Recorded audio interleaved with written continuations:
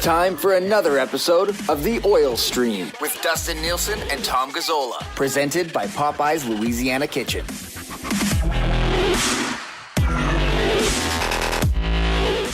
Hello, everyone, and welcome to another episode of The Oil Stream. Dustin Nielsen and Tom Gazzola back with you again after another loss. Brought to you by Popeye's Louisiana Kitchen. Go pick up your Yessi Pugliarvi puck today at all Popeye's locations. $15.99. You're getting your sandwich, you're getting your nuggets, you're getting your dips, you're getting your sides, you're getting your drinks, and you're getting a Yessi Pugliarvi, the auto print puck, not the actual autograph, but the autographs on the puck. So swing by Popeyes today. Pick that up. All your locations now open in Windermere. Coming in St. Albert. There's one down by Tommy downtown as well. And one right by me here just up by the River Cree. So you can pretty much find Popeyes anywhere. Mr. Gazzola, how are you, my friend? I'm okay, personally. Thank you for asking very much. I'm excited for the weekend, to be honest. And as for the work side of things, yes, things are not good where we generally, do our thing and ply our craft. And a lot of it has to do with the lack of success from the hockey team that we cover on a day-to-day basis. No bueno over there, Dusty, but personally, bueno. Personally, you're doing terrific. So that's Could be great. better. Yeah, that's good. Work-wise, shit's hitting the fan, dude. We'll get to the game in a second, but you were down there today, optional skate today. What was the vibe like down there at the rink? Awful. It felt almost like a wake or funeral vibes, very, very desolate. And it reminded me of times in 2018-19. It reminded me of times during 14-15 when Aikens was about to be ousted, where the team had won once in 21 games. And it reminded me of times around the 10-11 season, but more so 18-19, 14-15. I'm not going to lie to you. I never thought that it would get this bad, and it has. This team should not be where it's at right now, but that's what it's reminding me of. And it was eerily familiar and in a horrible way. That's crazy. I mean, you were around for all those things. I would have never thought that, after the last couple of years with what they were able to do in the regular season, that we'd be at that point again for you guys who go down to the rink to have to be down there and dealing with that again. And the franchise sitting in this spot yet again, Tommy, like it's insane. And I mean, there's a few different things that we can certainly look at, and I'll lay those out. I kind of threw it out on Twitter earlier today. I'll actually pop on there and see what some of the results are from that question I put. Also, if you have any questions and you're watching the live stream, hit us up in the comment section. We'll get to a few of those. We're going to cut out some time during Buy or Deny It for JiffyLube today. Also, if you're watching the live stream, if you're not yet subscribed to the Oil Stream podcast, search the Oil Stream on all of your podcasting platforms, and we can make that happen as well. Last night's game, really good first period. The shot totals were good. Danger chances were kind of even, but I thought a really good first period, especially from what we've seen lately. They get nothing out of it, fall behind. I didn't think the pushback was bad at 2-0 even. Third goal was an absolute backbreaker that the guy at the other end of the ice 100% stops every single time. And that one gets through. And to be honest with you, at that point, this might come across as you're defending the players, whatever. I can't blame them for mailing it in when they fall behind 3-0 on a goal like that. I would have done the exact same thing. I would have said, F this. What the hell are we doing here? Get us a goalie. That's what mine's, if I was one of those guys, that's 100% what my mindset would have been last night. And I know they didn't score any goals, all that stuff too. But, I mean, this has been going on for years now, Tommy. It's ridiculous. It is ridiculous. They've broken. They've broken. They bent. They're broken. And okay, so they put in 3 good days of practice. They really did. Honestly, they worked on so many things. They focused on it. Those were tough practices, okay? And they said the right things. They knew how tough this game was going to be. They had a good period. So there was fruits of that labor. It sunk in. They legitimately put the practice into effect. And, okay, they didn't score. They didn't score first. They had very good opportunities. Couple squeaked through Bobrovsky, 0-0 after 1. Things are looking okay. They take that penalty. Seaver takes a penalty. PK has been just disgustingly bad. Awful. And it lets them down. But great pass by Sam Reinhart to The sauce Barkov. over. Yeah. Okay, that was a beautiful pass. I love it. I love a great sauce. Barkov shot it right at Mikko Koskinen's glove. It literally hit Mikko Koskinen right in the glove. And that goes in. And I thought that would be the backbreaker. You're right, though. They kind of pushed back. They looked a little fragile after that first one.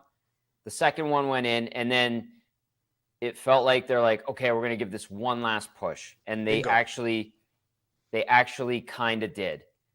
And then the third goal, the double flyby, great shot by Verhaeghe on a 6'7" goalie, beats him and puts him in the right spot, perfect placement, but still, it was over. Pardon me, what goal am I thinking? That's the second goal. Barkov's the third goal. Yeah, yes. Barkov was Barkov. Yeah, like. Okay, so the flyby on the second goal, perfect placement, and then the Barkov third goal, where basically he has Yamamoto checking him, if you want to call it that. Yeah. It was like a fly on a horse. Well, I mean, and then Barkov compared to Yamamoto, I mean, Yamo's going to have to try a hell of a lot harder than he did. Like, and he just snaps one, and look, he has a great shot, but your defense are backing in on your goalie, and you're right. Bobrovsky probably makes that save. Koskinen waves at it, goes in. Game over. Back broken. That's it. Bobrovsky makes that save because he plays positioning properly. Like, Koskinen's never in the right position, ever. You know, people convey it's not all on him. I get it. I understand. Their offense has dried up lately as well. But since December 2nd, they've got a .860 and a 4.13 goals against average. And Koskinen, look at that backhander, the fifth goal. What are you doing on your goal line? What are you doing on your goal line in that situation? Like, that simply cannot happen. It's awful. I mean, in a perfect world, he wouldn't see the net again. Now, it's not a perfect world because Mike Smith isn't going to be back for Saturday. To be honest with you, either Skinner, Tommy, I'd start Konovalov on Saturday. You know what Koskinen's going to do for you. Like, the team cannot. It's impossible for that team to have any confidence playing in front of Mikko Koskinen. It just is. It should have been recognized a long time ago and made a priority to move on from this guy. Ken Holland failed to do it multiple times. That's on him. I'm not going to blame the group for that. They could come out with all the intensity in the world against the Calgary Flames and drop the gloves and whatever. Confidence will be killed the moment Mikko Koskinen lets in a weak goal. And that's the story. Get a goalie. If you don't want to fire your coach, get a bloody goalie. It's that simple. Because if you can't get a goalie, change your coach, because you got to do something. You're sitting there letting the rest of these guys who aren't playing, they're not lighting the world on fire, but they had 40 shots last night or whatever it was. Like, they pushed a bit last night. But you can't just sit there and do nothing. Like, you cannot sit there and do nothing. And Ken Holland, I still can't believe it. I thought a couple of weeks ago, I was like, let's see how it rides out. But if he doubles down on this, it's in the room. And this is their team, Tommy. They all deserve to go. Like, it's ridiculous. Yep. We're getting to that point. Just it's the fact of the matter. The situation tells us you can't have 46 more games of this type of situation. You absolutely cannot. It's wrong in so many ways. Something has to give. That'll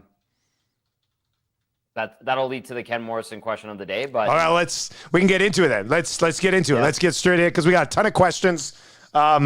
Sitting here just waiting in the Twitter section from earlier on, and there's some trickling in right now as well. So let's get into your Ken Morrison Remax question of the day for Ken Morrison. We said it on Wednesday when he re-signed for 3 more months. He was right. He goes, I'm in because if they struggle, you're going to get a ton of views. And if they do well, people are going to love it again. So a guy who thinks like that, he should be buying your home for you or selling it. So visit his website at kenrmorrison.com. Give him a call, 780-993-4815. What do you got, Tommy? All right. The Ken Morrison Remax Excellence question of the day is this, Dusty. We're at the point now where if the Oilers don't get a win Saturday night, does it just force Ken Holland's hand as much as he has never done it or doesn't want to do it? Does he have to make Dave Tippett the sacrificial lamb, no matter the result, no matter how they get the result and it's still a loss, does Dave Tippett lose his job? The little asterisks you put at the end, like, no matter how they lose it, like if they lose in overtime in a thriller, I don't think it's no matter what if they lose. I don't think Ken Holland does, like, it's the last thing he wants to do, obviously, or else he would have done it 2 weeks ago, right? And all you've seen is his team blow a massive game against Ottawa and then, completely fall apart late against Florida. For me, if they don't show up, or if they have that similar type of game to this one and lose 4-2 or something, that'd be the end of it. I mean, but at the same time, hey, what's the plan? Like, what's your plan here? Like, everybody goes, I mean, if you're going to Jay Woodcroft, you're turning it over to Woodcroft for 3 years. Like, that's it. That's your guy. Because if not, if you go with him on an interim basis and then you bring in somebody else, Woodcroft's gone. I mean, if I was Jay Woodcroft, I'd be out of here. Like, that'd be the end of it. So, okay, let's say it's not Woodcroft. Maybe he has somebody else he wants to bring in and he thinks can turn this thing around and be a long-term guy right away. Maybe. Do you go interim to Glenn Gulletson? Like, is that what could help? I don't know. Like, it's such a bad. They've put themselves. It's not such a. They've put themselves in this situation, and they kind of deserve what they're getting right now. Yeah, I kind of feel like, especially kind of reading the mood right around the rink today, that we might be in that position where, unless they win tomorrow, they might just have to sacrifice Dave Tippett. I don't like it. I personally do not like it. Do I think it's the right answer? No, not necessarily. But I think because something has to give, and the hand might be forced, that is what the result would be if they lose, regardless of how they lose too. If they win, I think he lives to fight another day. And in regard to Jay Woodcroft, I know a lot of people have been bringing it up on my show, on your show. Just get him up here. Just get him up here. I said it on the postgame show last night. I think Jay Woodcroft's going to be an NHL head coach soon. It might be the head coach of the Edmonton Oilers, but I think you might do more damage to Jay Woodcroft by putting him into this situation right now. He's never been a head coach in the National Hockey League. situation outside of a miraculous turnaround. Like, how does he turn it around? And then, especially if he's supposed to be the guy for X amount of years going forward, and you put him into this shit, how does that work? And then I made the comparison to Bruce Boudreau, where he goes into Vancouver, and they asked Bruce, like, how were you able to turn around? He's like, I just used the same tactic I used when I went to Minnesota and to Anaheim. I instilled confidence in the group. Well, Bruce Boudreau's been around a lot longer, and he had the experience of figuring out what makes a team tick and how to turn a team around midseason. Jay Woodcroft hasn't. He's fighting for that chance to take over a team. But if you put him into a situation where he takes over a team and it's a team that, quite frankly, right now has zero hope, what good is that going to do him or the team? What it is, if they bring up Jay Woodcroft in this situation, and this is certainly not anti-Jay Woodcroft, I think we both like him. Like, he's going to be a coach in the league. You're essentially, you remember in Jurassic Park when they put that goat out and let the T-Rex come and eat it? Like, that's Kenny Holland leading this goat out and just sitting there, and the T-Rex is a group of goaltenders that can't stop a puck. And it's just coming down and being like, well, you're the next one. Like, see you again. Like, Ken Holland, 100% of his focus. Like, I know they had, what was the report? They had their pro scouting meetings. Yeah. This week or whatever. Yeah, they did. I mean, I think I joked about it earlier. What was it? A bunch of meetings to identify a bunch of goalies that you're not going to be able to acquire anyway. Like, it's, you have to get a goalie. And, just to continue on here with kind of the spinoff on this question, I said this morning, there's four things that happen next. One of these things: coaching change, kind of already discussed that. Trade for a goalie, not sure how easy that is. Try to take the spotlight away from being awful and sign Evander Kane and turn the spotlight back on that for a bit, which we're at that point, which so sad. Could be like 4 days away. And or they cross their fingers and toes and pray and hope Mike Smith stays healthy and can put up a 920 the rest of the way and save their season. Like, to me, it's one of those four things that happens next. I just don't know which one it is. And I have a feeling Ken Holland would prefer to lean towards Mike Smith, like, which is just, it's amazing that you would do that again. Like, what do you think is the most likely of those four options? I think the coaching change. Yeah. I really do. I don't like it, but I think his hand might be forced. He's backed into a corner now. And the thing with the coaching change is it wouldn't be a wrong decision, but I also don't know if it's the right one. Like, I don't know if it's the thing that solves their problems. Yeah. That's how messed up their situation is right now. I know. Seriously. Yeah. You're right. It's true. I don't know what they do. That's your Ken Morrison Remax question of the day. Let's get to buy it or deny it for JiffyLube out in Morinville. We're actually just going to get to your questions in this segment today. So get those questions coming in right now on the live stream. And I've got a bunch here that I can dig through as well. But if you need an oil change, especially if you look like Northern Edmonton or St. Albert, whip out to JiffyLube in Morinville. Great guys are there Monday to Friday, 8 to 6. Hop out on a Saturday, 9 to 4. Get your oil change. You can give them a call, 780-939-1034, 8805 100th Street. Actually, they were telling me they've had a lot of people mention the oil stream and new customers and everything. So yes, it's kind of good. It's kind of nice to know. So thank you very much for doing that. You. If you're watching on the live stream, subscribe to the podcast right now as well. All right, let's see here. Where do we go? Far away, man. I know. I'm looking away. right now. I should have gone through and favorited a bunch of these. Oh, here, this one. We didn't get to this yet. So Ryan says, what do you think the plan is for the cap space the Oilers created with waiving tourists? What's going on there, Tommy? Any idea? Like, they called up Seth Griffith, right? So yeah, what do they save with the tourists? Is it like it's minimal, isn't it? Yeah.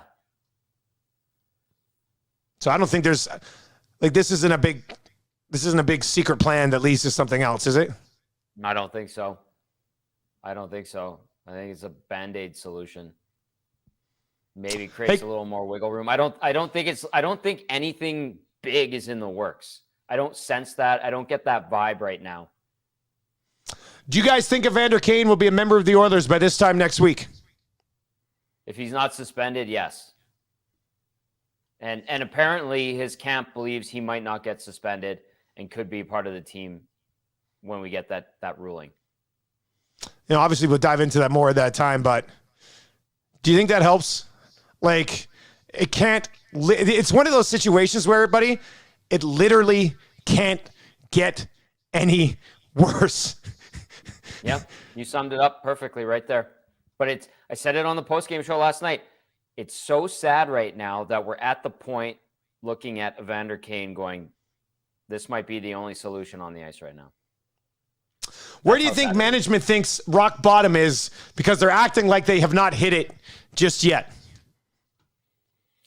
I think that my guess is they feel like they have hit it, but they're trying to maintain a level head and be calm, cool, and collected and not seem like they're panicking. But I think that they know that they're there. I truly do. How else do you describe this? Like, you have to be walking around like this and like this to not think you're at rock bottom right now.